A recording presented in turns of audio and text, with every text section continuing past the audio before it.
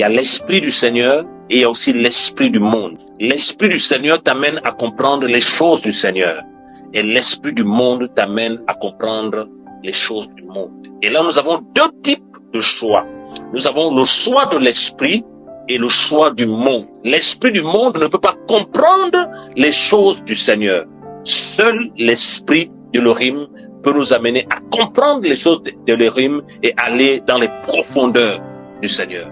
Et ici, quand on parle de ce deux types de choix, nous devons comprendre que le choix que nous devons faire, que ce soit frère ou sœur, est un choix spirituel. Parce que nous sommes des êtres spirituels, nous sommes les enfants du Seigneur et nous devons marcher par l'esprit. Et nous devons voir par l'esprit. Et si nous marchons par l'esprit, et si nous voyons par l'esprit, nous n'allons pas faire un choix selon la chair. Nous n'allons pas faire un choix qui va nous causer préjudice devant. Bien sûr, il est possible que on se trompe. Il est possible que on mette des alliances avec des personnes qui ne sont pas du Seigneur.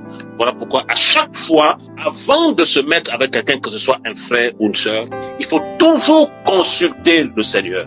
Et si le Seigneur ne répond pas, il faut attendre la réponse du Seigneur. Parce que le Seigneur t'a confirmé qu'il est bien dans l'affaire.